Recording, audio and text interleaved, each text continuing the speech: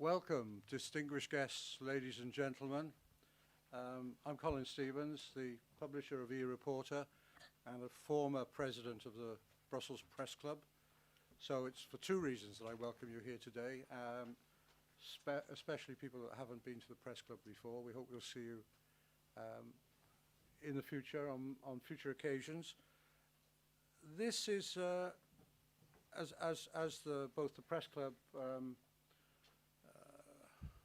increases its operation after COVID, and of course we can all meet in person. This is a first of what we hope will be a series of roundtable discussions of this nature, and to such an extent, if I can just alert you to a forthcoming event. Perhaps you might want to put it in your diary.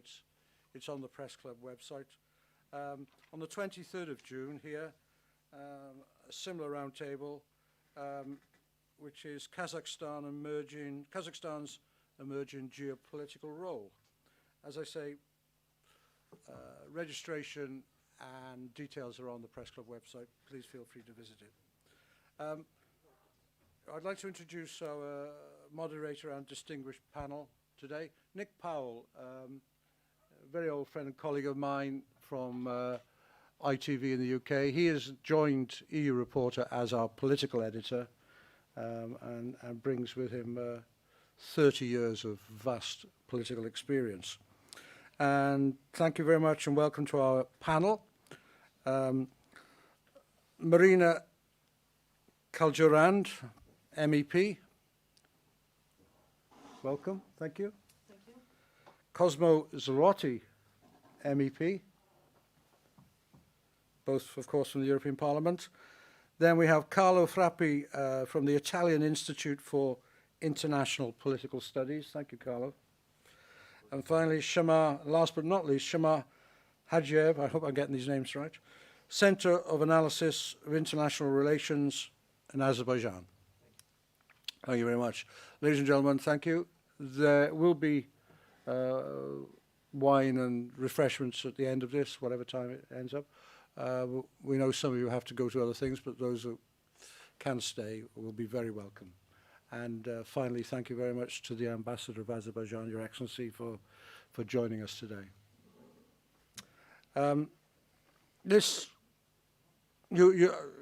You'll all know, I assume, that a meeting between the President of Azerbaijan and Prime Minister of Armenia took place in Brussels recently. And the European Union makes a significant contribution to these meetings. So given the importance of the South Caucasus for Europe as a region, holding today's event is very timely. And we hope that this will contribute in some small way to the discussions of a very topical issue. So thank you very much. I hand over to Nick Powell to moderate. Thank you, Colin. Thank you all so much for coming, especially to our distinguished panel.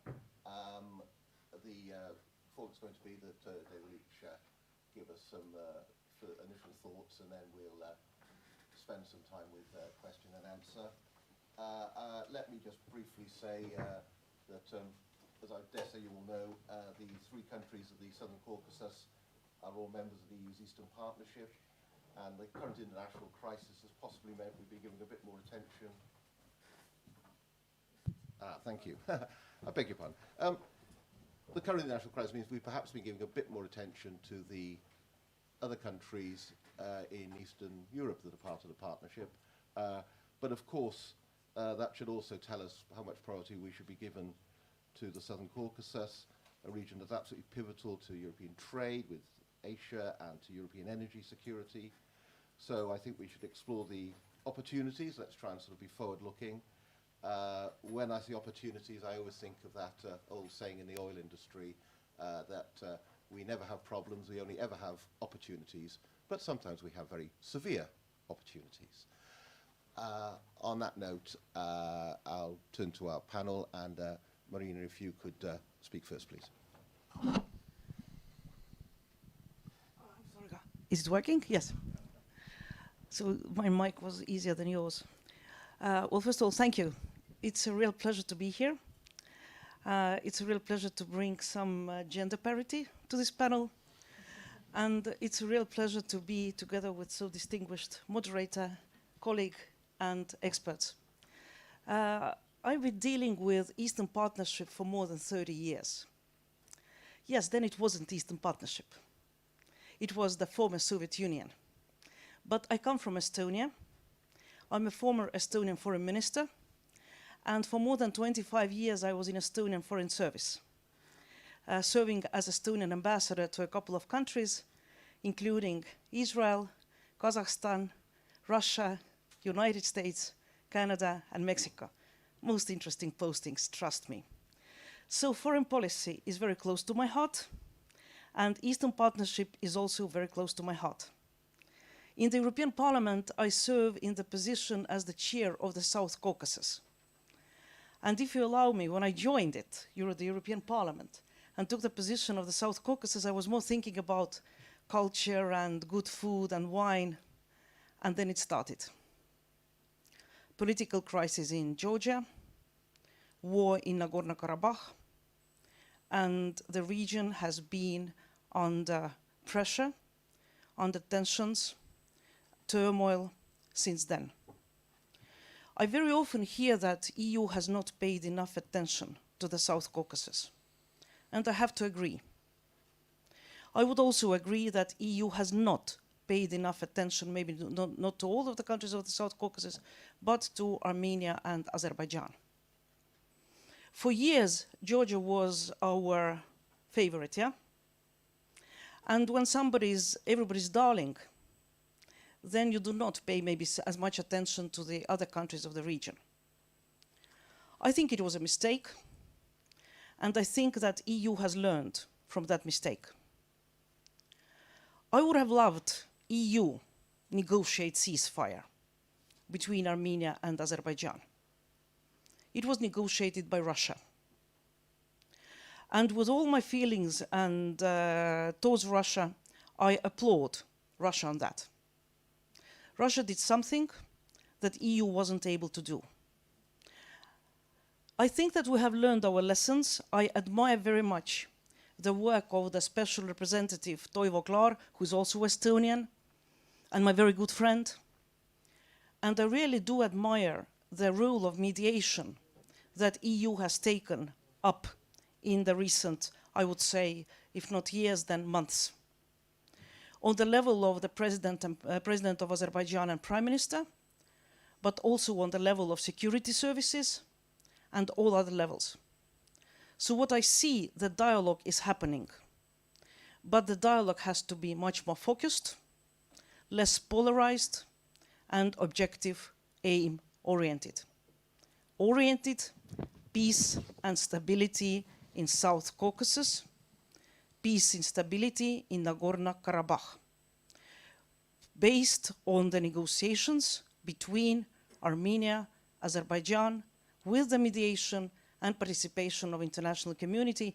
And I do not want to underestimate the role of the OSCE Minsk co-chairs group. They have their role, they have played their role, but again, for different geopolitical reasons, the role hasn't been as active as it could have been in the recent years. So I'm looking forward to peace talks, peace negotiations. I'm happy that the first meeting of the Border Demarcation Commission took place and that there will be next meetings in Moscow and in Brussels. I'm also happy that I see, at least from the Azerbaijani side, the willingness to start contacts on the level of the parliament. And I have promised my colleague, co-chair of the EU-Azerbaijan Parliamentary Cooperation Delegation, to facilitate the ties between European Parliament, Armenia Parliament, Azerbaijani Parliament. So we are here at your disposal. At the same time, Eastern Partnership is not the same policy for each and every nation. The sense of the Eastern Partnership is that each and every nation can decide what they want and how far they want to have integration and cooperation with the EU. Yes, I applaud the trade deals, and it's a fact that 3 or 4% of gas and oil to the EU is coming from Azerbaijan. But let me underline, 3–4%. So sometimes I think that maybe the trade deals and trade relations are overestimated. And as a good friend, I'm also very open and frank. And there are things that I think in Azerbaijan need to be improved, and improved a lot. And so that you cannot accuse me of being subjective or not knowing the real data, I'll bring you just a couple of numbers, and then I'm finishing.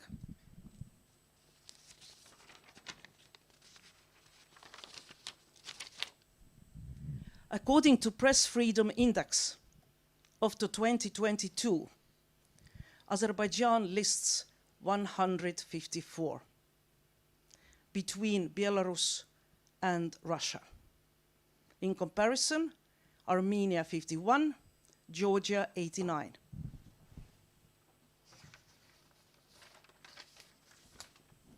According to the Democracy Index of 21, which is compiled by the Economist Intelligence Unit, Azerbaijan ranks 141 out of 167 countries. In comparison, Armenia 89, Georgia 91. In the Corruption Perception Index of the 2021 by Transparency International, Azerbaijan ranks 128. In comparison, Georgia 45, Armenia 58. And the final number, the Eastern Partnership Index on Democracy and Good Governance of 2021, which is compiled by the Eastern Partnership Civil Society Forum. It lists Azerbaijan as the last one of the 6 Eastern Partnership countries, ranking even behind Belarus. So, to conclude, I see positive signs in Azerbaijan. I see EU's growing role in South Caucasus and in bilateral relations with Azerbaijan. And I see lot of room for improvement on trade, business, journalism, freedom of media, democracy, and human rights. And I'll stop here. Thank you.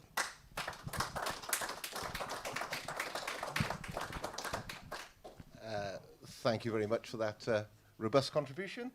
And without further ado, Cosma, if you would care to say a few words. Oh, sorry, Cosma. No. Thank you very much for the invitation to this debate. Well, I'd like to say some words about how I do see the situation in South Caucasus and the post-Soviet republics. I don't have such deep experience in international politics as you, but I have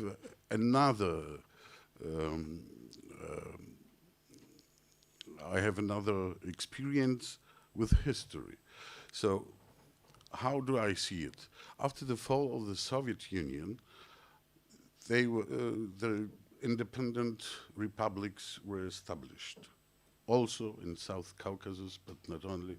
I think about Lithuania, Estonia, Latvia, Belarus, Ukraine, and of course South Caucasus and Central Asia as Kazakhstan. Why?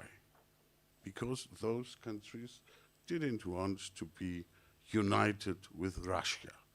And why? Because those countries had experience with Russia, and it was not a very good experience. Therefore, the independent states were established, but of course, 70 years of Soviet history and about 100 or more years Russian history.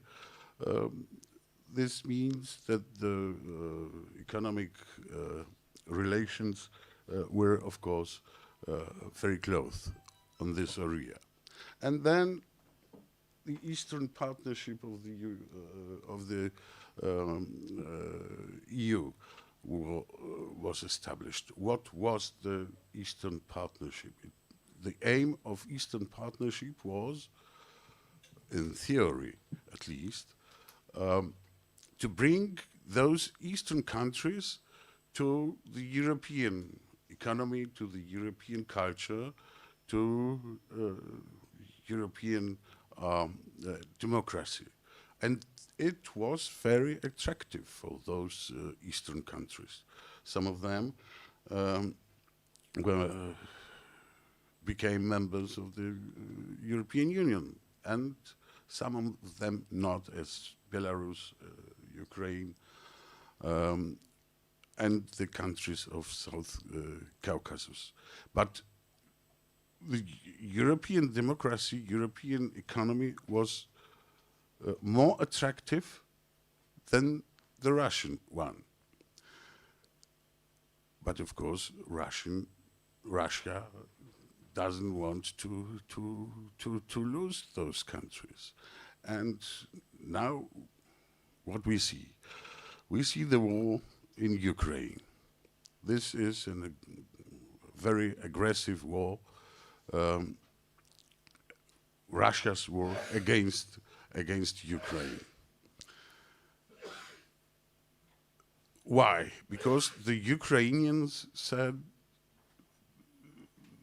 to Russia, no, we don't want to be with you. We want to be with Europe. They were very clear. So the Russians are very clear also.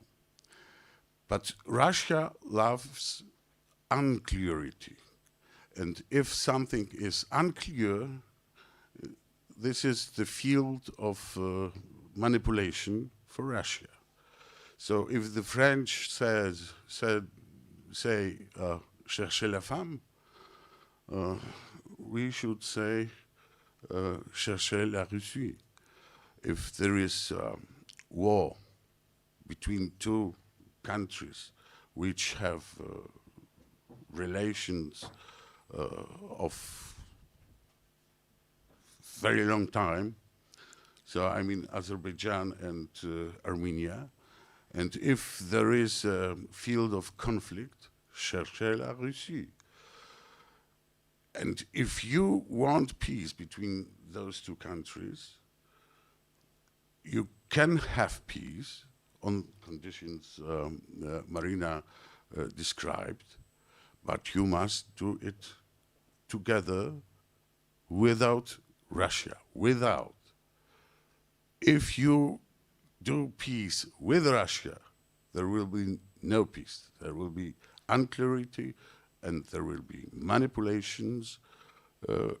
This is Russians' politics. Well, thank you very much.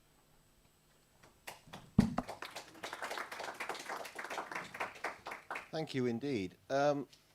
So now we'll turn to our two experts, starting with Shema, please.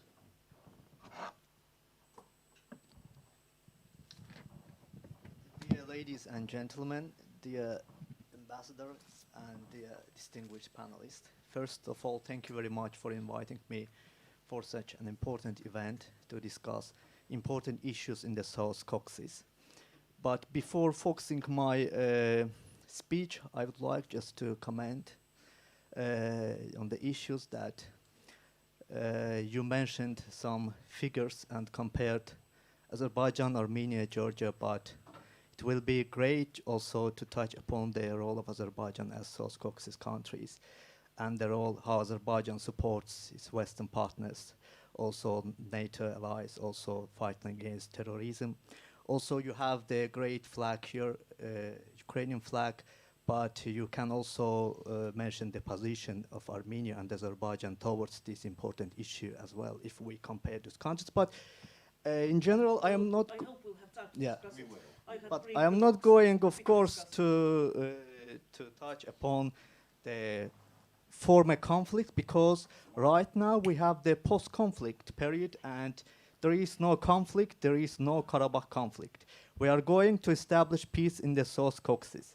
As President Aliyev and Prime Minister of Armenia, Nikol Pashinyan, is working on this issue, but we have also challenges towards the peace issue. But I hope we will achieve the peace soon with Armenia, because we are neighbors. We have to achieve peace. We have no way to fight till the end of our life.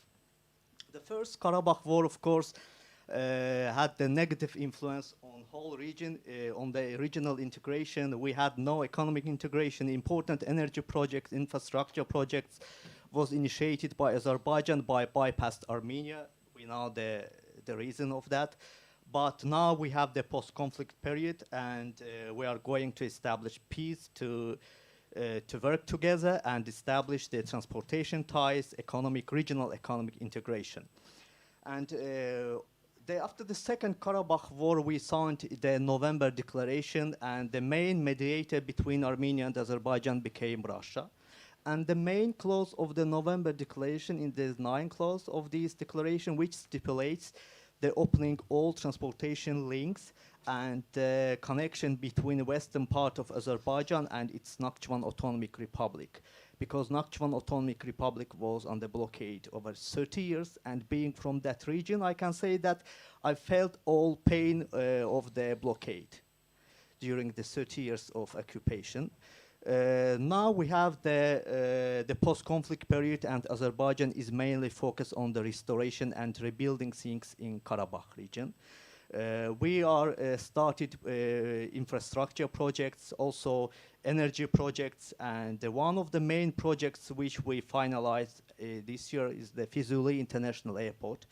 Fizuli International Airport is the air gate to Karabakh. It will boost the cargo and transportation to Karabakh region. Another project, Lachin Airport will be, and the Zangilan Airport. By the way, Zangilan Airport will be finalized soon, probably in the end of August or September. And it's also the part of Zangezur corridor, which Azerbaijan and Armenia will open, hopefully. And another project is the smart villages and cities in Karabakh, because after the liberation of Karabakh, we saw the total destruction of all infrastructure of cities, villages in that region, nothing. If we go to Agdam or other region, or probably someone of you visited to that region, we can see total destruction. Like the Agdam is left nothing there, no infrastructure, no villages, and that's why Azerbaijan is going to rebuild Karabakh using the new technology and sustainable development, like smart village in Zangilan, Agalı village in Zangilan region. It will support by the renewable energy which Azerbaijan will use in Karabakh, because Karabakh has the great potential for development of renewable energy sources, as the 25% of all water resources are based in Karabakh. So we are going to use the hydropower, solar, and the wind power to supply electricity to smart villages in Karabakh region.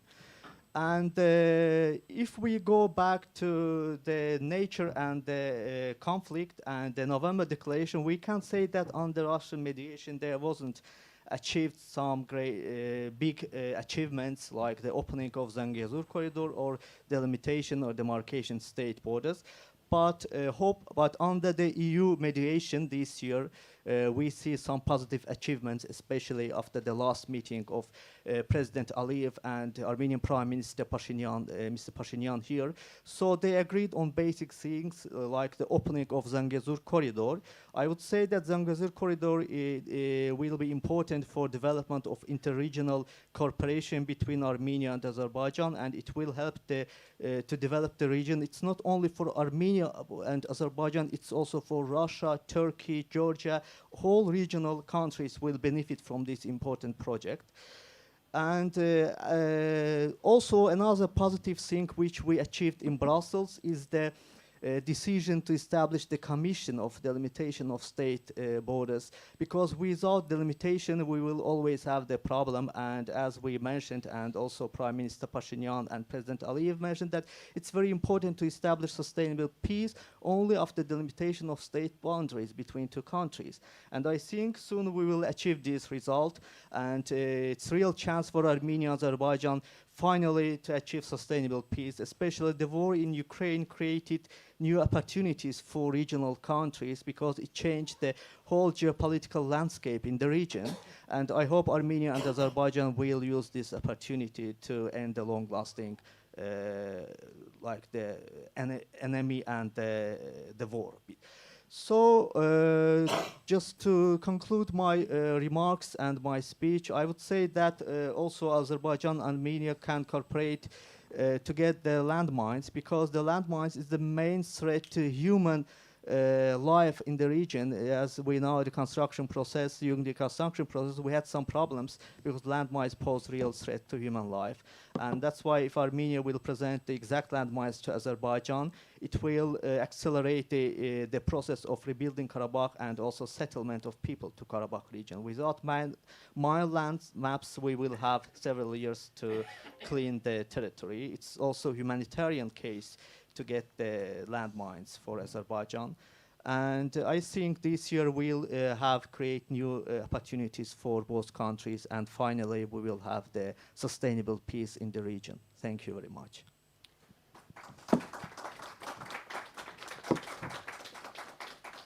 Thank you very much indeed. And last but not least, Carlo.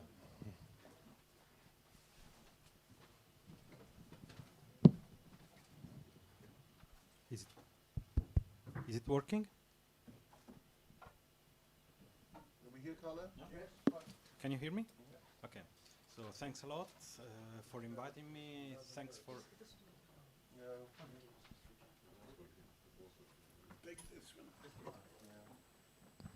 Thanks a lot.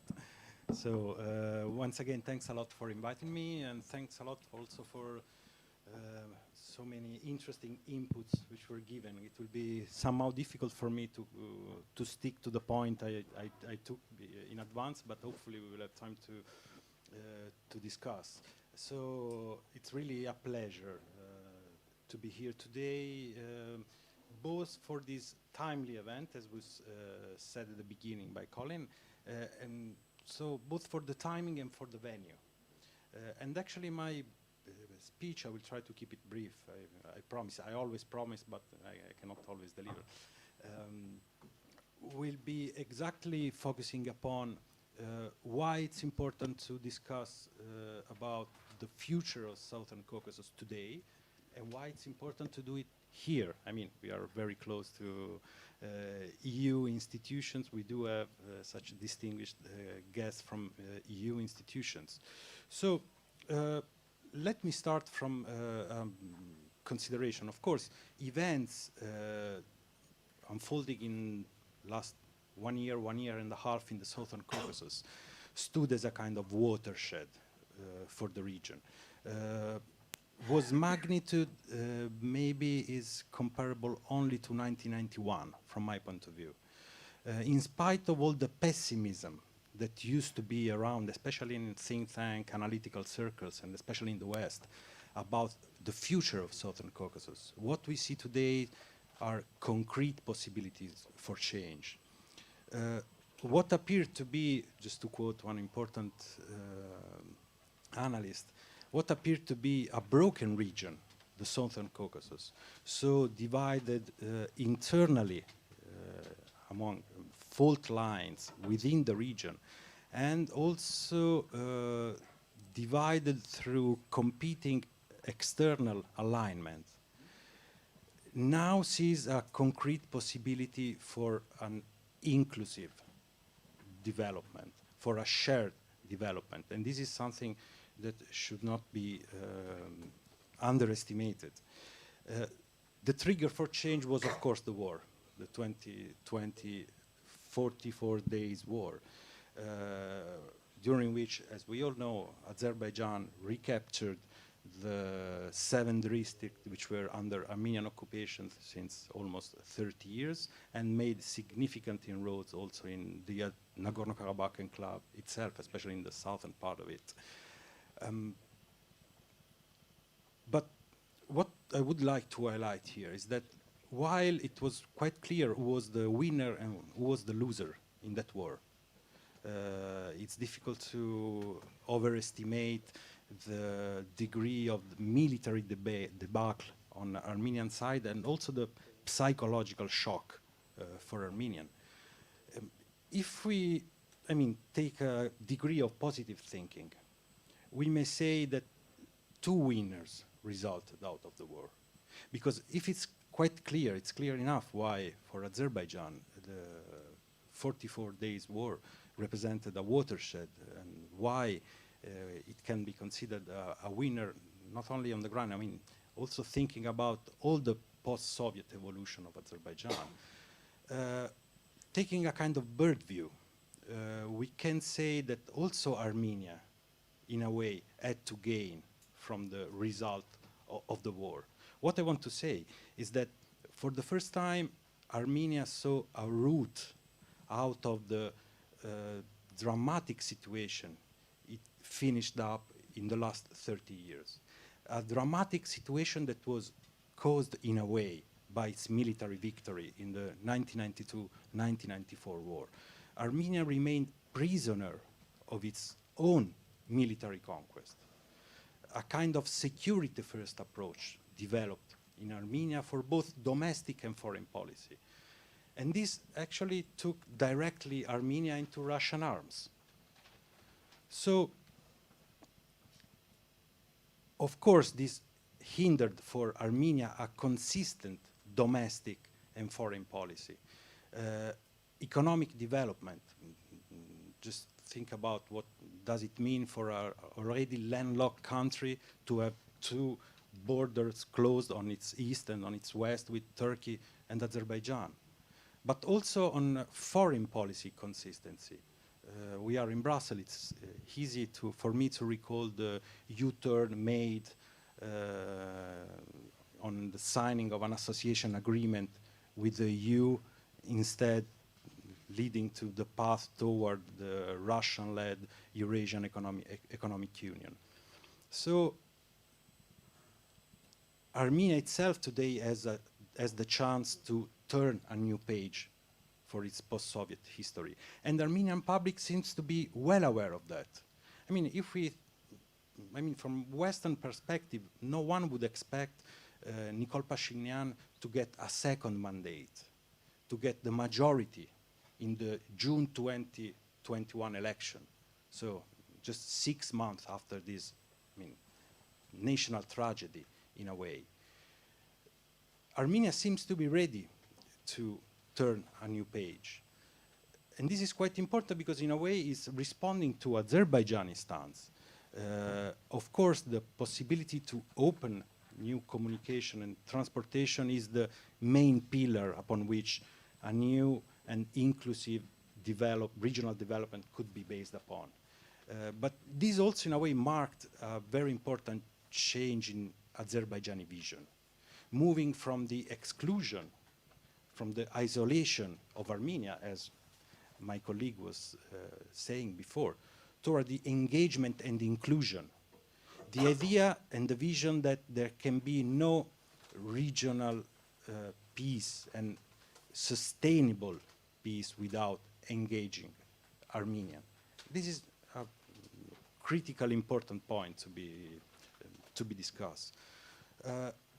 About the 2020 war, if we may say that we're somehow, in a way, 2 winners, there was kind of quite clear loser from my point of view, international community and Euro-Atlantic community. It was the failure of the attempt to solve the Nagorno-Karabakh conflict by mediation, by international mediation, but it was in a way also the result of both sides of the Atlantic turning their head somewhere else. So in a way, we saw US disengagement from the area, if not some mess made we can discuss about it. I'm thinking about the attempt to normalize relation in 2008 between Turkey and Armenia. Very bad conceived from my point of view. And at the same time, an EU which proved to be incapable to pursue a consistent and comprehensive regional policy, so out of sectorial cooperation. I'm from Italy, so I know quite well that sectorial cooperation worked well. I mean, we are receiving that 2-3% of gas now coming to the EU. So 2024 seemed to ratify this kind of marginalization of the West. And also at the same time, we can discuss this, it's another huge important topic, a kind of power condominium, Russian-Turkish power condominium there. Of course, an asymmetrical axis for cooperation, an asymmetrical partnership since Russia, which from my point of view cannot be taken out of the picture. We may discuss this, I think we will have time, it's one of the sensitive points here to discuss. I mean, it's just too powerful to be marginalized now from the future. So this is where Ukraine crisis came. And Ukrainian crisis provided us as Europeans with an opportunity to mend the fences of what we have been doing. And this is what actually the presidency of European Council is doing. And it's critically important. It's critically important not only from my point of view, because it stepped in very tense situation, both in December, in April, and in May, but also because it's providing this signal to local interlocutor that EU is back. In a way, EU is interested in the future of Southern Caucasus, and that in a way the idea, I mean, let me quote here another analyst, Dov Lynch, who wrote 20 years ago, more or less, before the launch of a European neighborhood policy. He was saying that there is a kind of proximity distance paradox from the EU side toward Southern Caucasus. So Southern Caucasus is close enough that we cannot consider regional problems as something we do not interested in solving, but perceived as far enough not to understand the threat coming from the region as immediate. I hope this has changed with Ukraine. The idea that Russia will not challenge the status quo is dead. The idea that no war, no peace situation, in a way, it's comfortable to us, I hope is dead. And I hope that European initiative will bring new results in the coming weeks and months. Thank you very much.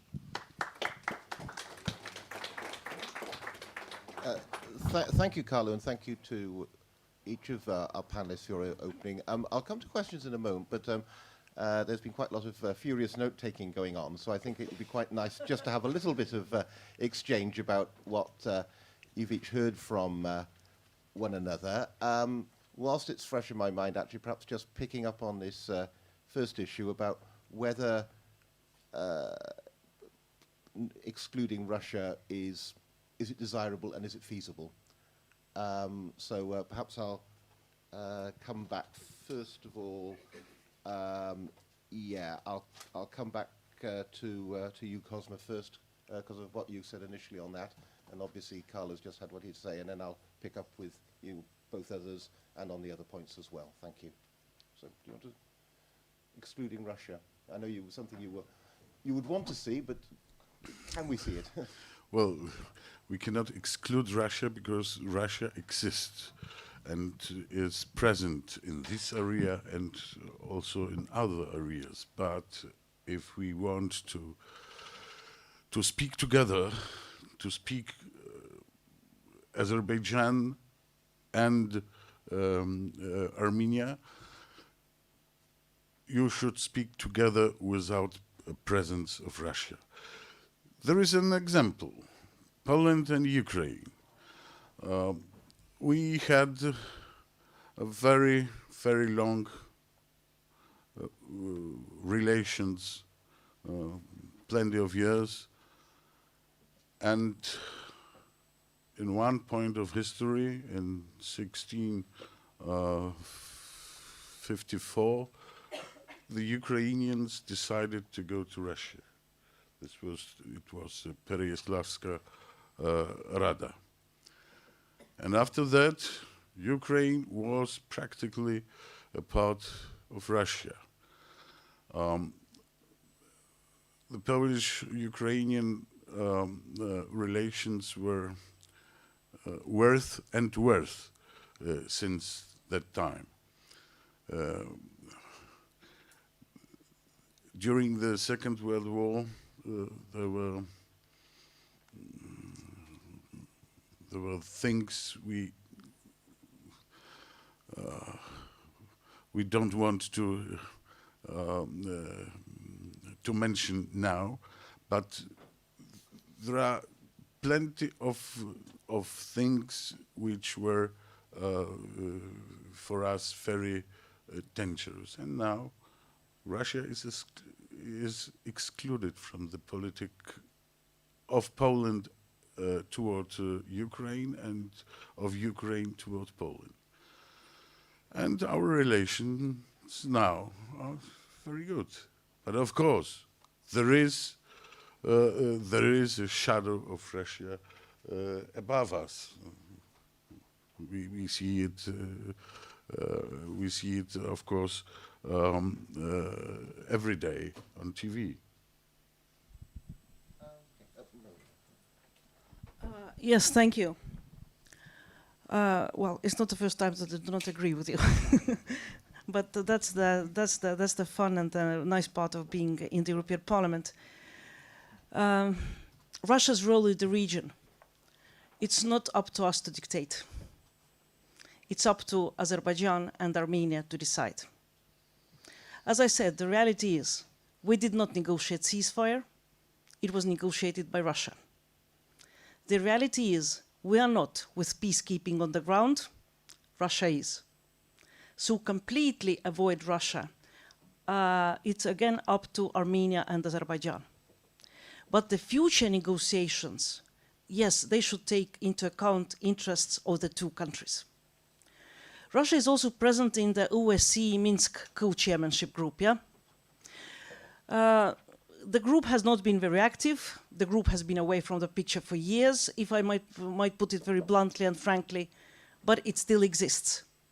So definitely I'm not in a position to bury it here at this event, because it might have its role, the future will show, and again, it's in the hands of Azerbaijan and Armenia to decide. Now, I listened to what Carlos said on EU's new breathing or a new way of finding its place in South Caucasus after the war in Ukraine. I'm not so optimistic. I come from Estonia. I was Estonian ambassador to Russia in 2007 when my country fell under cyber attacks and I was physically attacked as an ambassador of a Nazi country. So we've lived under Russian propaganda and information operations since regaining of independence 91. And here I want to correct Cosma. We regained independence in 91. Estonia was an independent state between 1918 and 1940. So I understand Russia, but I do not see that Europe is as united as I would like Europe to be. Yes, the first reaction to the Ukrainian war was right. And I applaud Social Democrats in Germany, my sister party, who made brave decisions and turned the German policy 180%. But now the situation is changing. Look what happened with the sixth package of sanctions. Yesterday, Hungary vetoed it again. They got all the benefits and all the leverage they wanted to have from the oil embargo. They got exception, but yesterday they came with a new thing, asking to exclude Patriarch Kirill from the blacklist of the sanctioned persons of the EU. So I see that EU is already splitting up. I do not see the determination that was there 3 months ago. And I'm not happy about that, trust me. In the European Parliament, I'm trying to do my maximum to keep EU together, but even a couple of members of the European Parliament can't do miracles. So yes, Charles Michel went to Georgia. He put his renommé there on stake and failed. Because the mediation took place, in the end, opposition did not sign the mediation, and later Georgian Dream withdrew its signature. So Charles Michel is again putting his name and his, the highest commitment from the EU side to South Caucasus. So I really do hope that it will be successful, because I'm afraid that will be just one of the last times, if not the last time, if it will fail this time. Sorry. Carlo.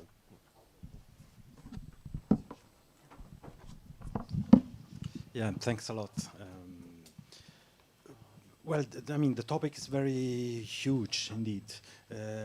And actually, the topic of how to deal, if desirable, if feasible, with Russia in Southern Caucasus is part of a wider problem, how to deal with Russia. I mean, we need to deal with Russia, not just in the Southern Caucasus, from my point of view, or to find a way to deal with Russia, not only in the Southern Caucasus, but if I think at my own country, but also at European interest in scenarios like Libya, like Syria, we just cannot ignore. And in a way, we need Russia instead. So coming to Southern Caucasus, what I would like to say, and what I mean, from my wishful thinking point of view, would like to see, it's a kind of parallel negotiation. So EU, as Charles Michel did, acting as a kind of facilitator, even taking up things which were already discussed under Russian mediation, as was the case for the Commission for the Border Control. So this, again, wishful thinking, may create a kind of leapfrogging, as was the case for the border demarcation. The negotiations were dead, then Michel stepped in, and also it started again also under Russian mediation. This idea now, for me, it's highly symbolic that the first meeting of the Commission were gathered after being in Brussels, on the border between the two countries, and then in Moscow, and then back to Brussels. This is the way I hope the negotiation could develop. But I do agree, it's, I mean, this is an old story. It's up to Armenia and Azerbaijan, first of all, to discuss between themselves. But we, as Europeans, may have a key facilitating role there. Also, in order to provide legitimacy to the sacrifices which will be asking to both parts, and thinking particularly to Armenia. We know that the Prime Minister is in a quite difficult situation now. And I guess that EU umbrella may help also in providing legitimacy to sacrifices, which, of course, it would be cool to do. Thanks again.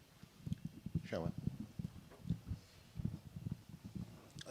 Regarding the Russian role in the South Caucasus and as the mediator between Armenia and Azerbaijan, we have to mention that Russia is a neighboring country and it's regional, not only regional power, and it plays a very important role in Armenian society as well.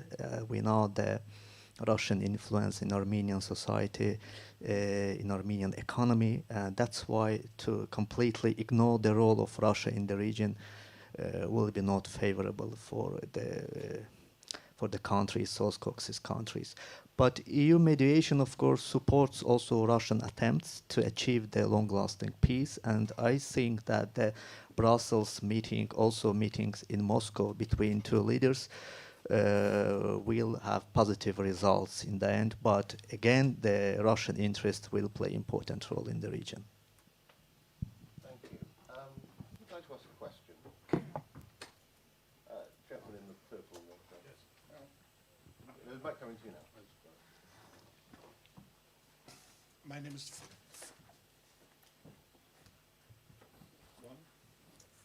Two?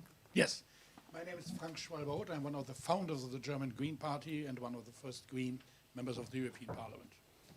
It was wonderful to listen to you, first.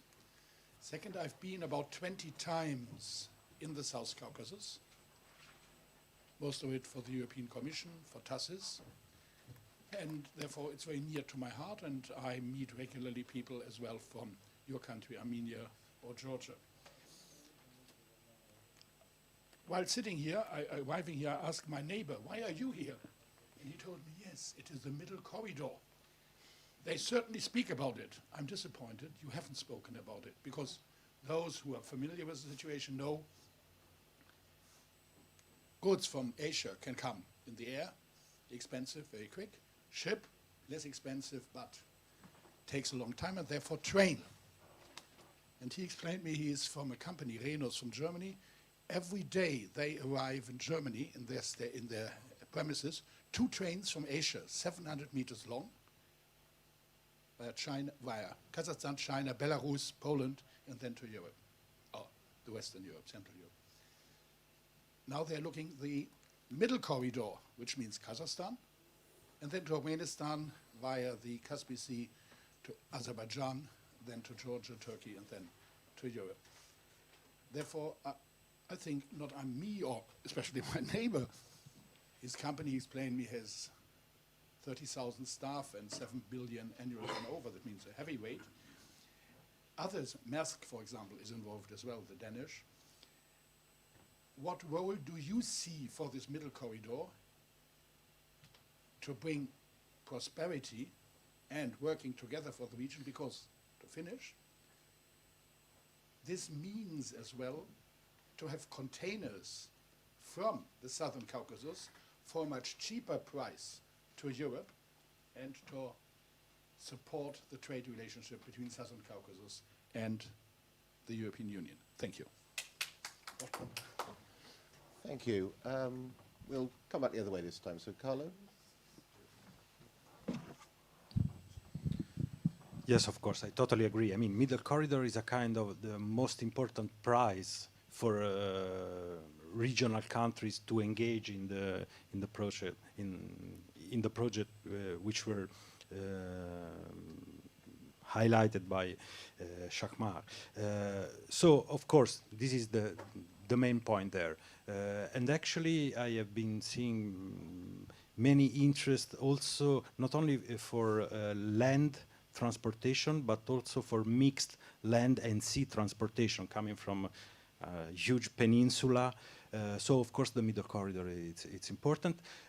And taking a political point of view, it's very important in order to establish real interdependence on an east-west perspective. I mean, this idea of an east-west corridor is there since the beginning since the Clinton administration. I mean, it didn't realize on energy. We can discuss about this, Trans-Caspian, so on and so forth. We do have now the possibility to realize this idea and this idea of interdependence on transportation. So I definitely totally agree that this would be the real prize, the real incentive for countries to enter into this transportation network, and the real game changer for the region in an interdependence perspective.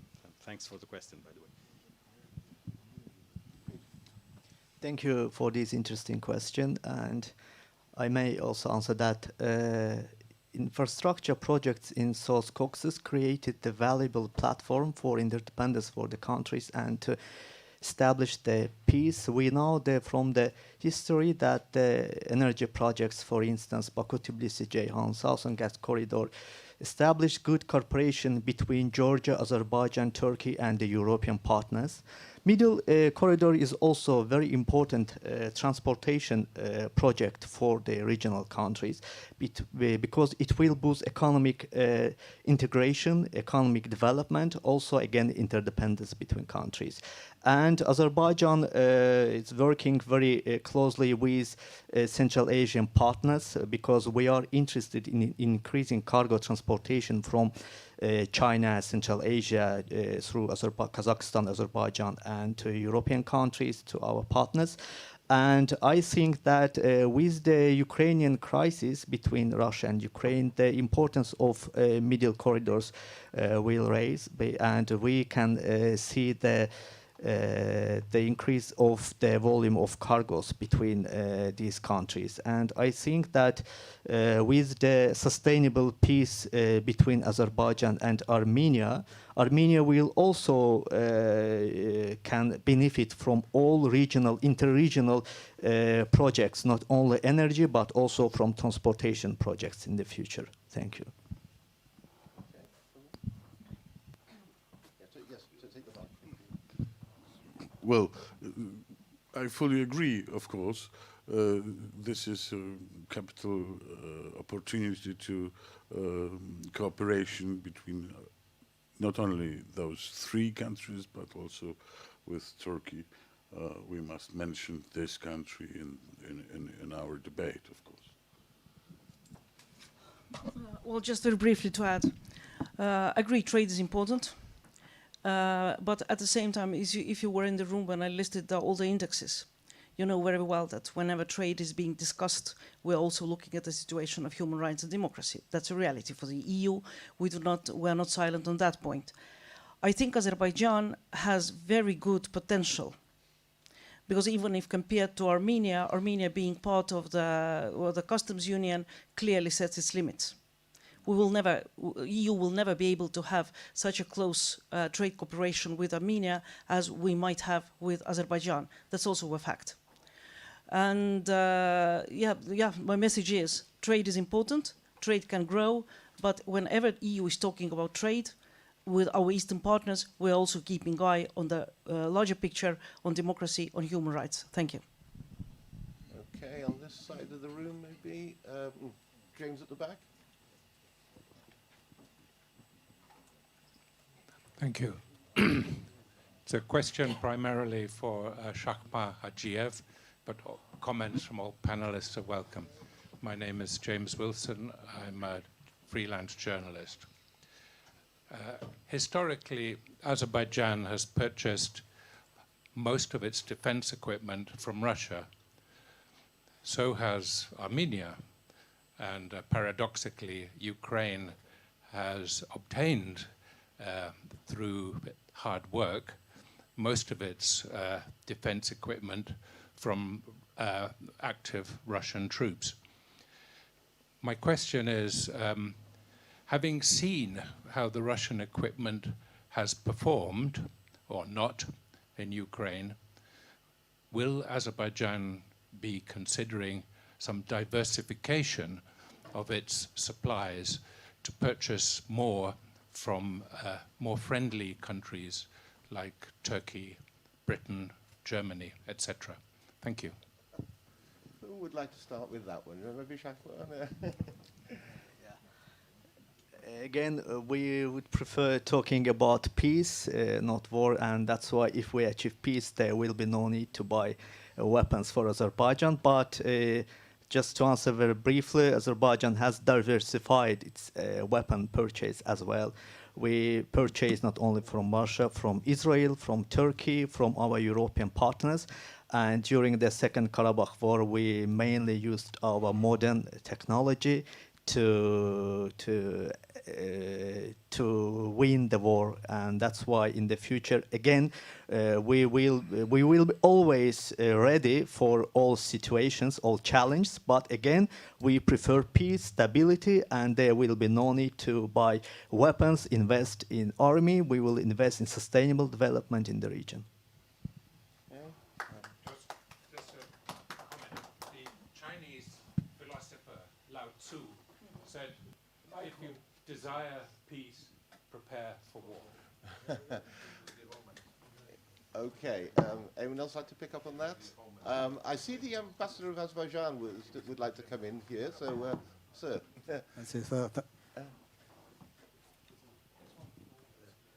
Thank you so much. First of all, I would like to thank the Brussels Press Club for organizing an interesting event, and of course my thanks go first of all to all distinguished panelists.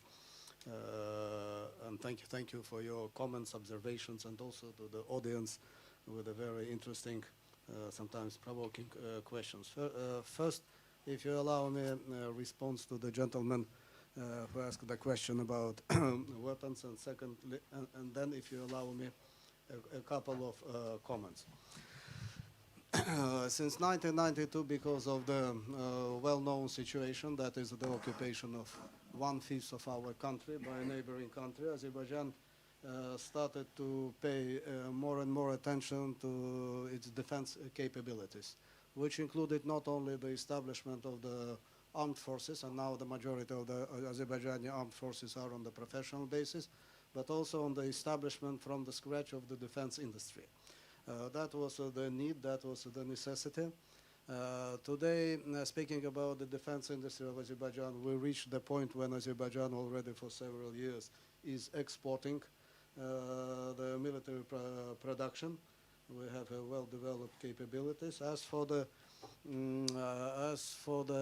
export of weapons and military equipment, first of all, I would like to say that contrary to what some so-called experts claim in internet or in media, that Azerbaijan is under somewhat sanctions or whatever, I would like to tell you officially that Azerbaijan has never been under and is not at present under any kind of sanctions which prohibit Azerbaijan to buy weapons or military equipment from any country around the world. The other thing is that whether this or that country would like to sell, that's another question. But the range of the countries from where we receive equipment, military stuff, is much wider than the one that has been mentioned today. And also we have to take into account that Azerbaijan buys weapons at the international market, paying the international price, whereas our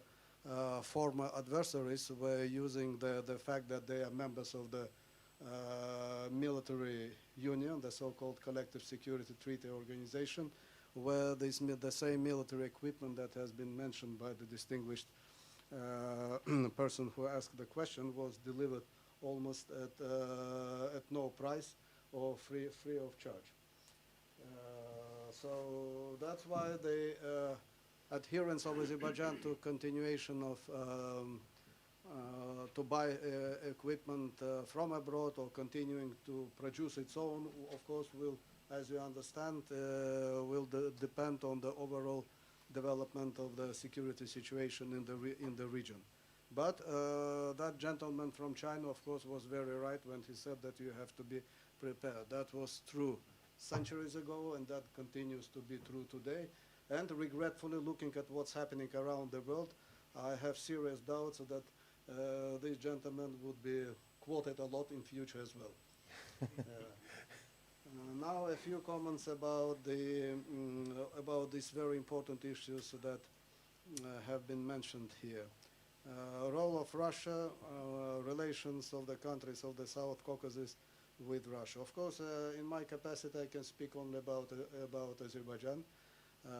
Azerbaijan has a wide range of relations with Russia in the same spirit as we have wide-ranging relations with any country around the world. Today, even with Armenia, at least we try to widen our scope of relations. Although I have to admit that that depends on the degree of flexibility depends on the situation in particular country as well.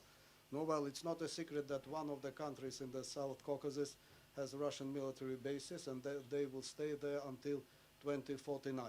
So, of course, as a professional people dealing with foreign policy, you understand that this is a very serious limit. However, I have also to mention here that sometimes we hear these facts presented in a way that, oh, poor country, they cannot do, they have limits. Well, I have to say that this famous expression that each country is free to establish its own relations also relates to that particular country. So that was the choice of that particular country, and we should not pretend that they are so poor that they were obliged by somebody.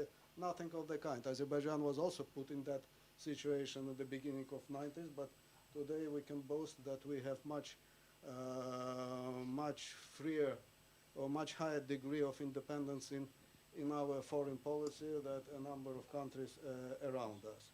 Second point, OSCE and Council of Europe. OSCE and Council of Europe and their role in the South Caucasus is zero. It was close to zero during the last 30 years, and today it's even below zero. So we should not pretend that they might have or would have had any role. OSCE is dead. OSCE is dead even because they cannot today define what is the correlation between the three dimensions. OSCE has never been able to settle any single conflict in its area of responsibility since '92. And of course, Azerbaijan is in no position to allow OSCE and the co-chairman to deal in our relations with Armenia. It's our own matter, and we will firmly keep it in our own hands. OSCE, and I've been in the OSCE for 9 years.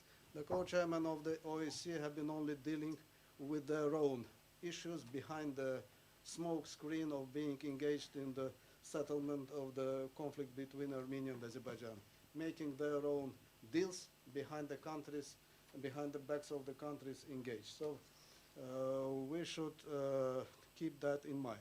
In general, our appeal to the European Union and to its major institutions, including also the European Parliament, would be, in case of the South Caucasus, to finally start seeing the realities.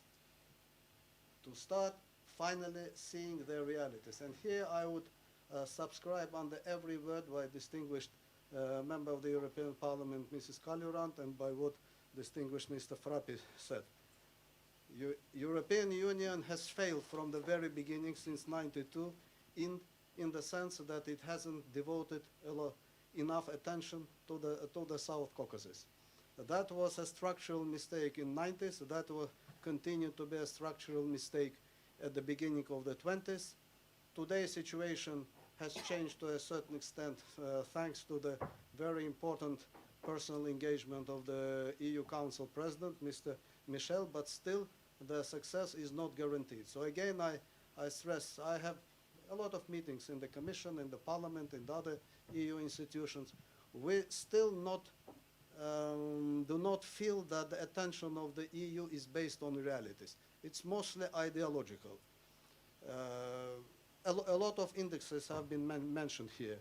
You know, during my professional career, and this year I would celebrate 30 years in the diplomatic work, the issue of indexes, it's not the matter of statistics. It's the matter of those who use these indexes. You can bring 10 indexes, I can bring 20 indexes of a completely different nature. For example, the situation with anti-Semitism in one particular country in the South Caucasus.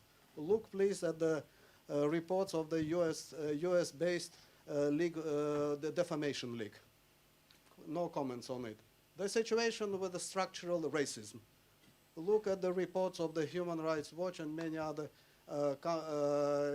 NGOs, international NGOs, what they say about the particular situation with ethnic minorities in that particular country, the population of which is 99% monoethnic. Just show me any country in the European continent with all the Council of Europe and UN conventions where the situation with the ethnic breakup is 99%.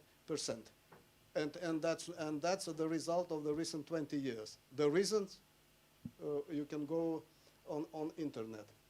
And a number of other issues. Now, Ukraine. Ukraine today is a sort of a litmus test for the aspirations of the countries, for the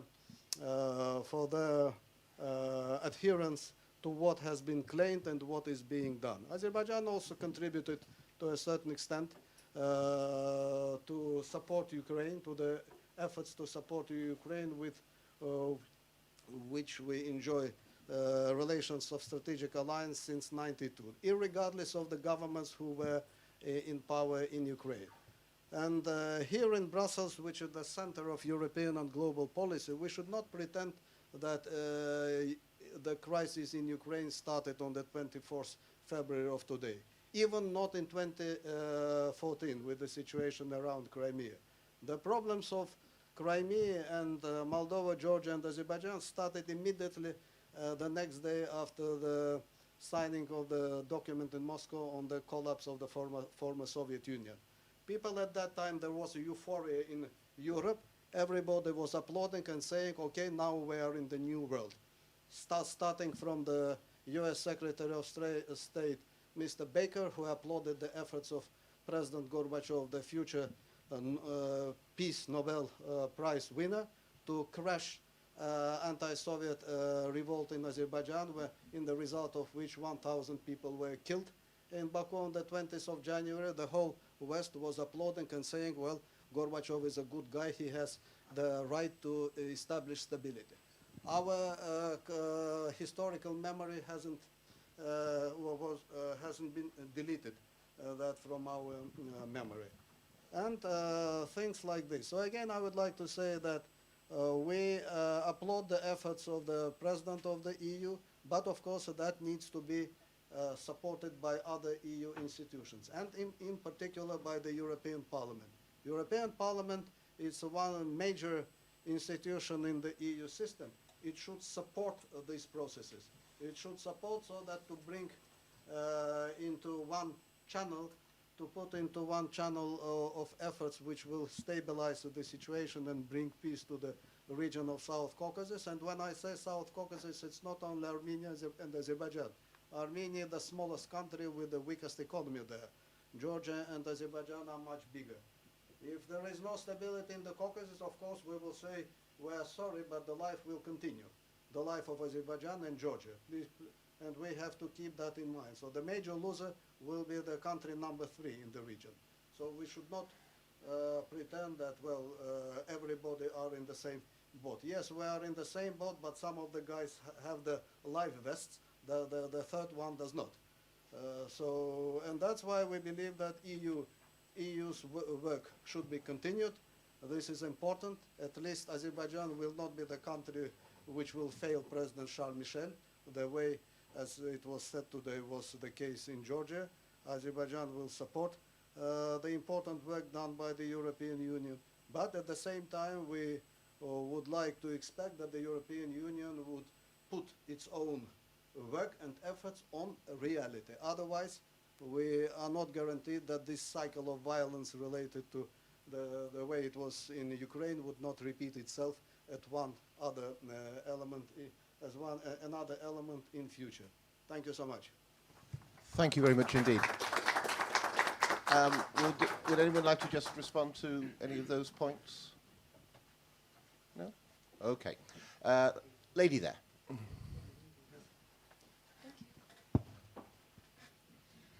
Thank you so much for your great speech. I'm Javida Rahimova, the member of the Caspian Initiative for European Integration and Partnership in Belgium and political science student in Kingdom of Belgium. And my question is towards the Marina Kaljurand. You mentioned your speech that the rates of the freedom of media and democracy rates in Armenia are a good level now. But in this case, do you not consider the support of the Armenian officials to the Russia as a strategic partner or as a big brother, as the George Orwell said, is the betrayal of the universal democratic values and democratic and civil values, while the entire democratic community support Ukraine in this unfair war? This is my question. Okay, well, it's directed at you, Marina, so I'll certainly start with you. Yeah, sure, thank you.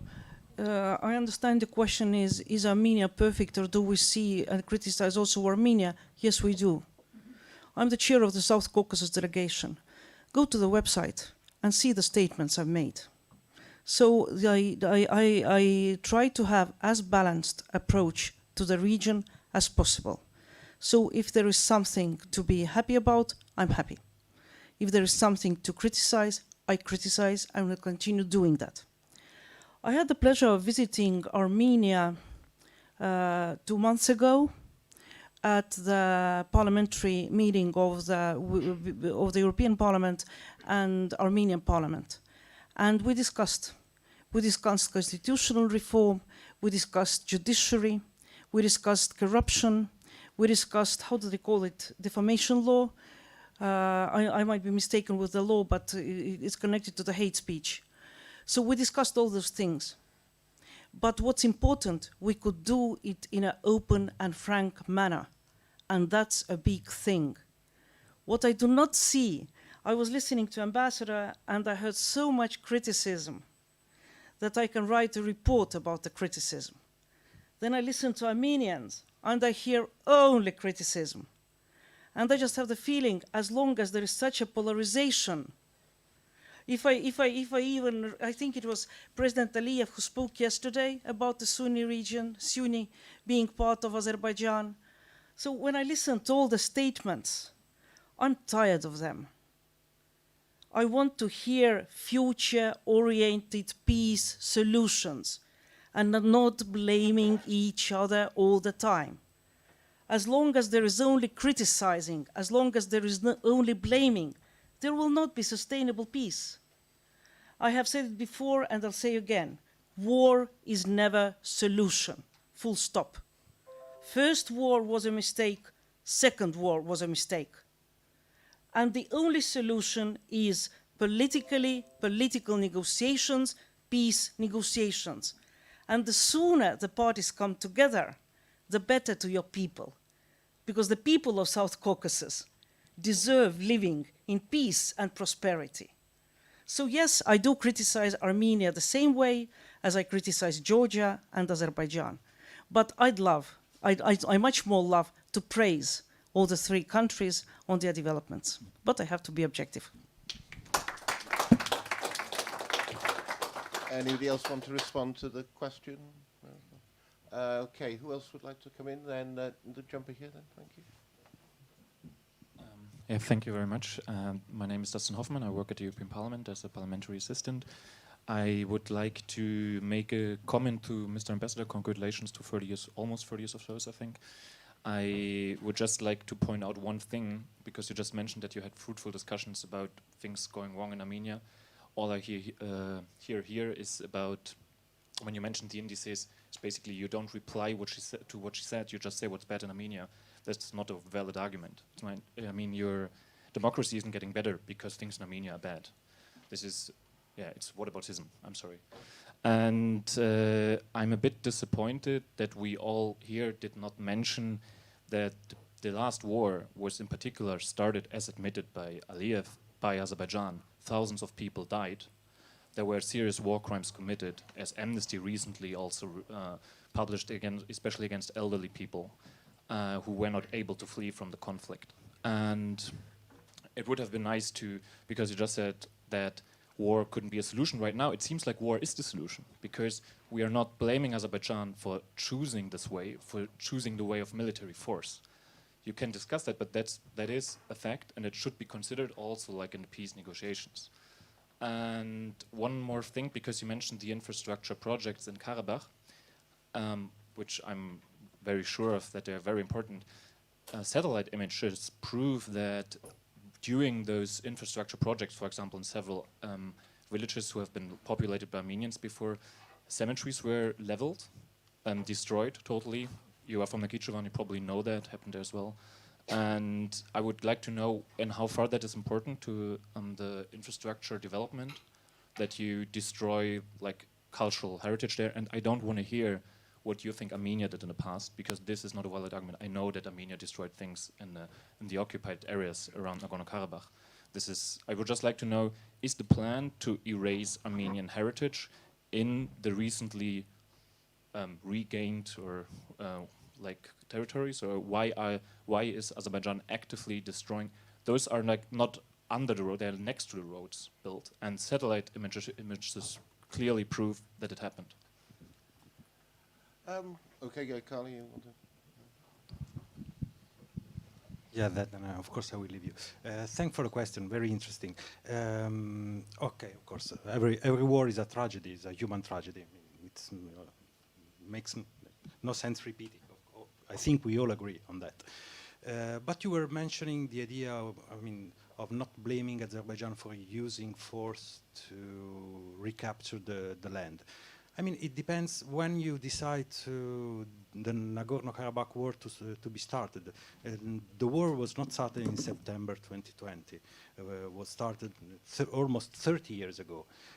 If it took Azerbaijan the use of force to see its own international recognized rights to be respected, I wouldn't put the blame on Azerbaijan, honestly speaking. I mean, what? Did we have... Okay, did we have United Nations Security Council resolution on that?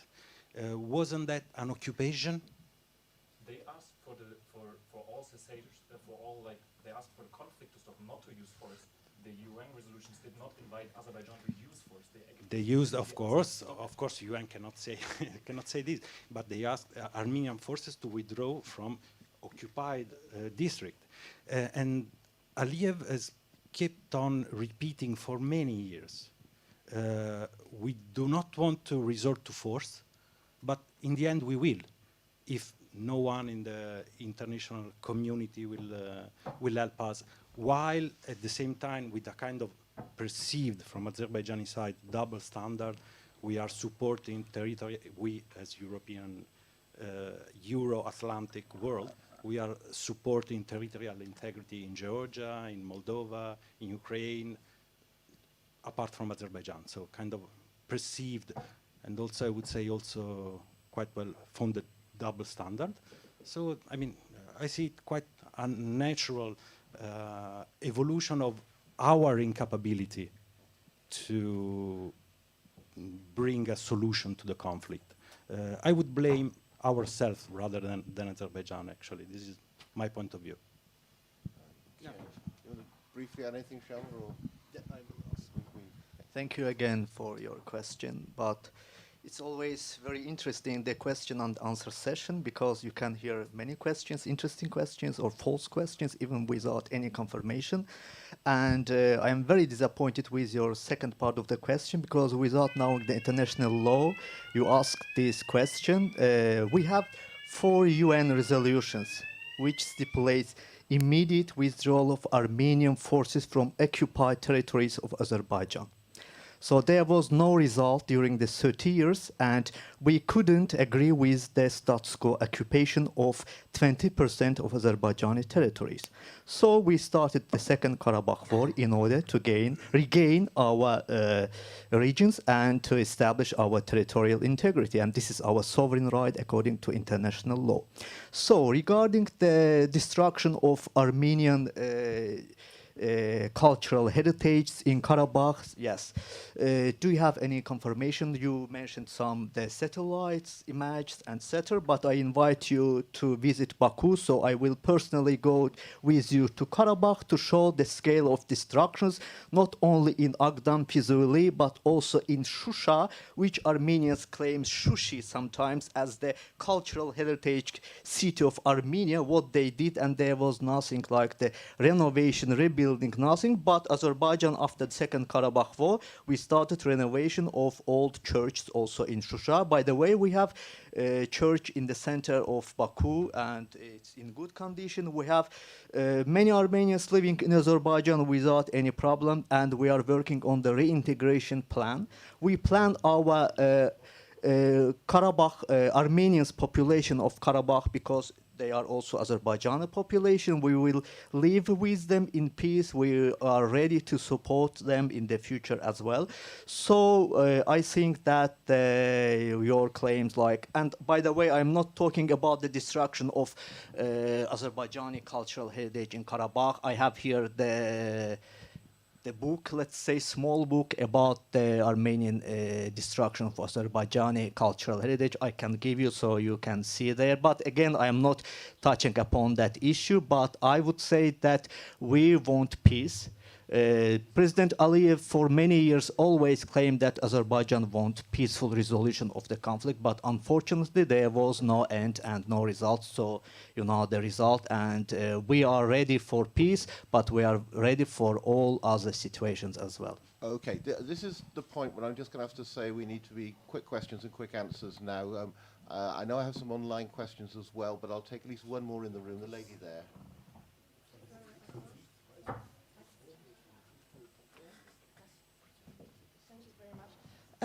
Thank you very much for this interesting discussion. I'm also here to contribute to gender parity a little bit, obviously now. I'm Larissa Wilamowski. I'm a student. I'm writing my master thesis also about this conflict. And first thing I wanted to say, just one thing that I want to add before I come to my question, I'm sorry. Mr. Frappi, there has not, like, per definition, what you just said was factually wrong because there has not been a war since 30 years. Sorry? What you just said about that there has been a war going on for 30 years, that's factually wrong because there has been clashes of troops at the line of contact. Yeah, you know that this is per definition, like scientific definition, this is not a war. What has been a war is what we have seen in 2020, when Azerbaijan militarily mobilized its troop bring to the border and invaded the line of contact, like behind the line of contact. I'm not going to go into the discussion about the international status of Nagorno-Karabakh. The second thing which raises doubts, that's the question I wanted to pose, is that you say that you want, Mr. Hajiev especially, but maybe also people from the audience say, what I constantly hear from the Azerbaijani side is that you really want to establish a sustainable peace. That's what the effort that you try to bring into whichever international forums that we have. But at the same time, what I see is the continuous break of the ceasefire agreement, that not only this year, since the ceasefire agreement in 2020 has been reached, and heavily investment in weaponry and military equipment, so that's kind of ways is stopped on my side. All right, thank you. Thank you very much. Okay, yeah. Do you want to? Anybody want to come back on that, or I would just like to bring in a few more people. Gentleman here.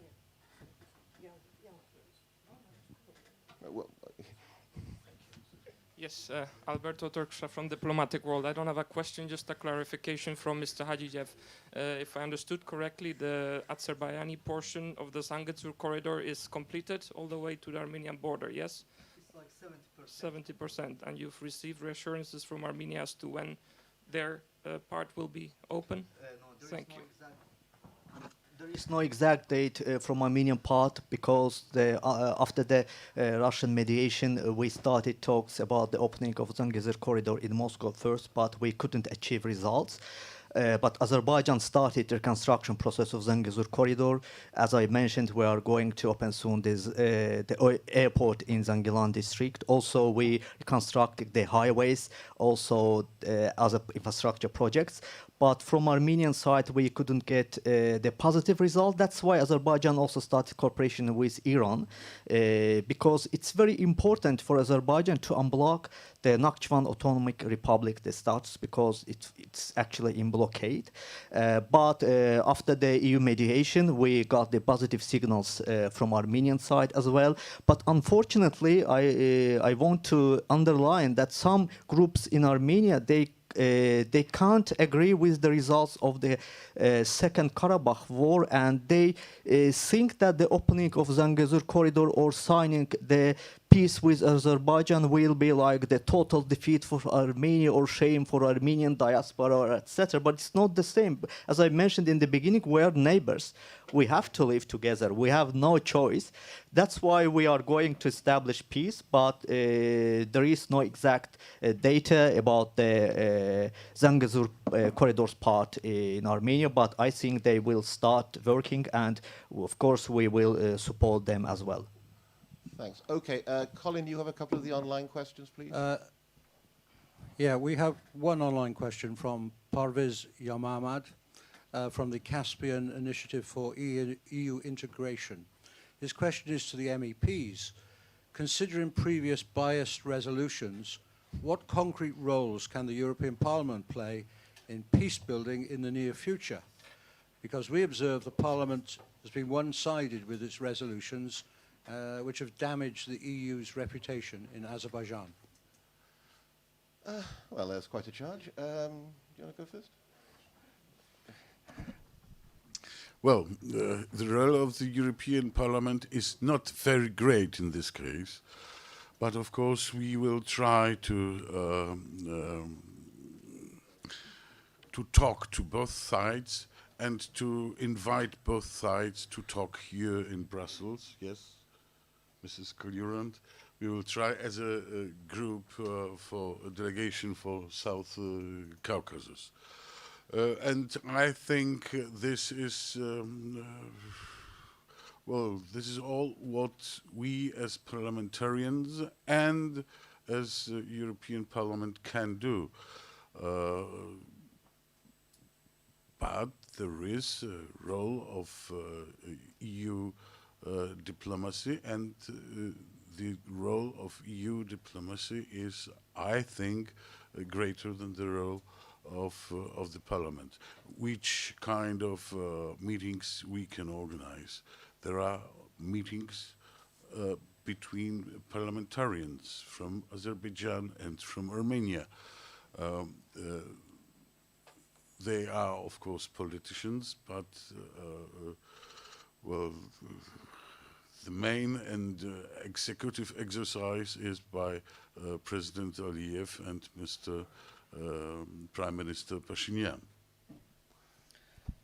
If I may, I'll just add very briefly. I do not agree that the resolutions are always biased and the attitude of EP is always biased, as the distinguished person on internet said. Yes, European Parliament has different political parties. It has 705 members of parliament who represent their political views and their electorate.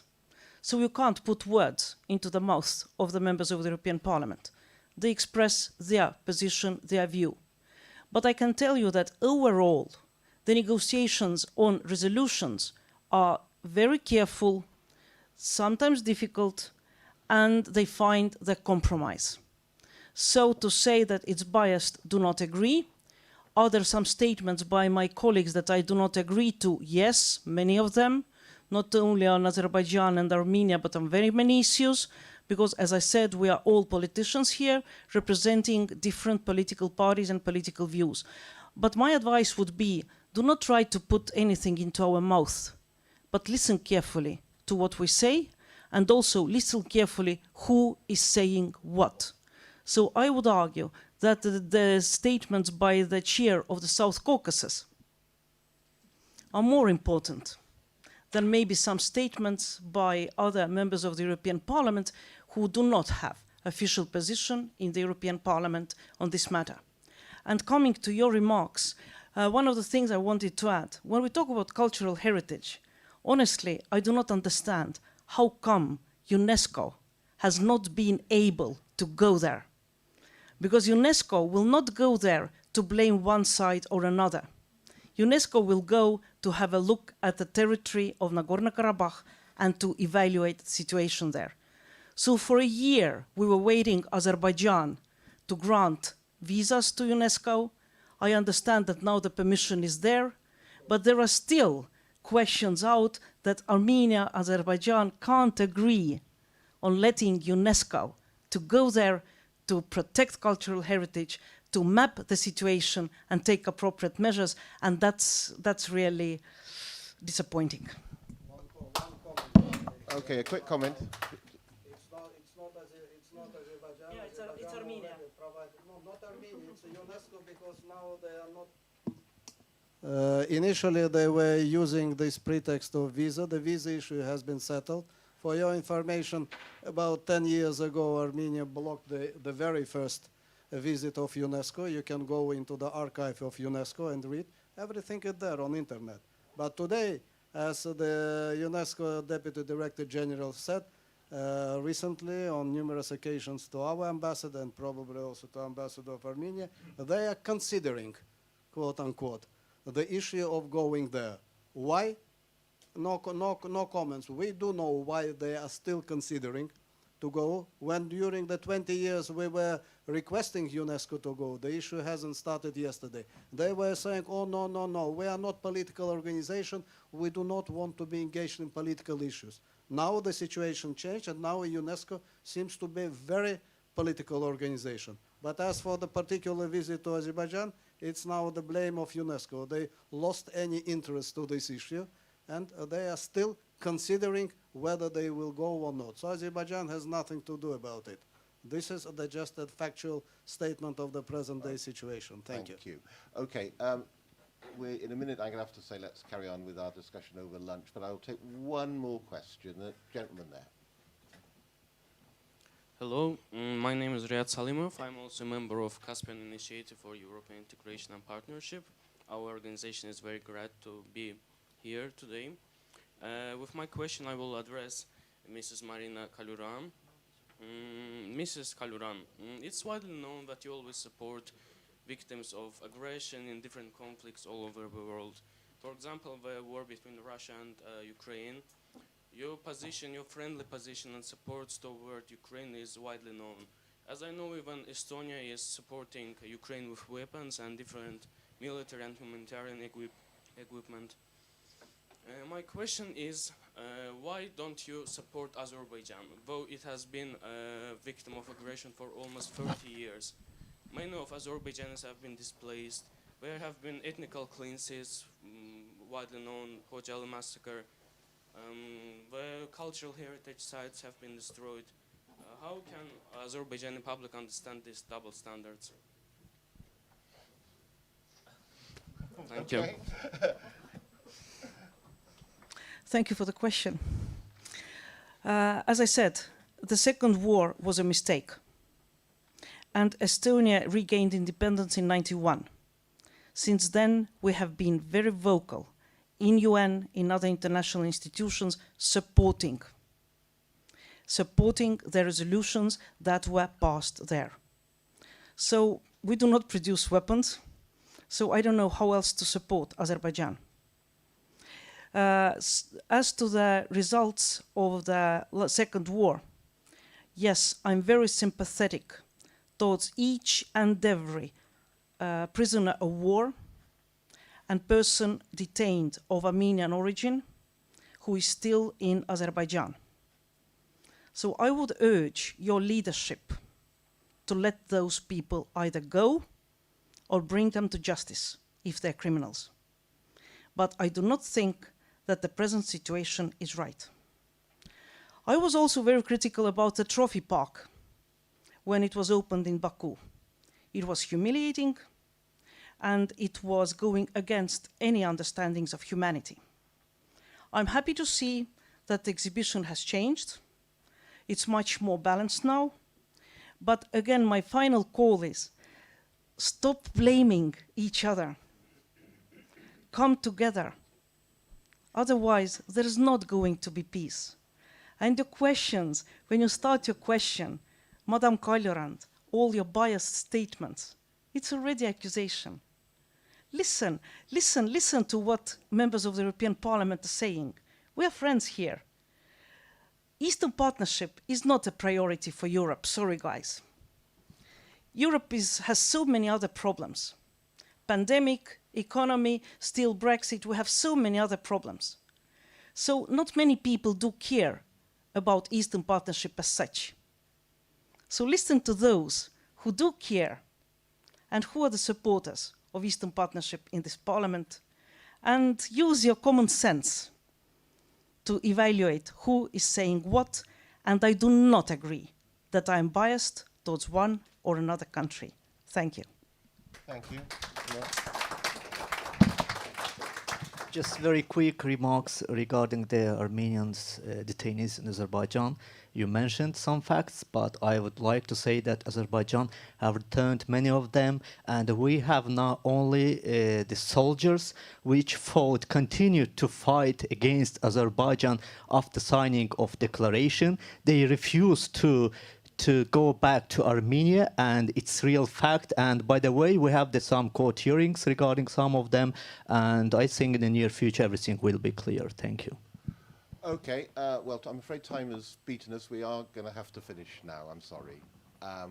We will be able to carry on discussing over lunch, so please stay for that. I hope you found a very interesting and stimulating discussion. We hope to hold more of these events in the near future, not only about the South Caucasus, although I'm aware that we could talk about Georgia for a couple of hours another time. But anyway, thank you all for coming, and especially thank you to the panel for their contributions. Thank you all very much indeed.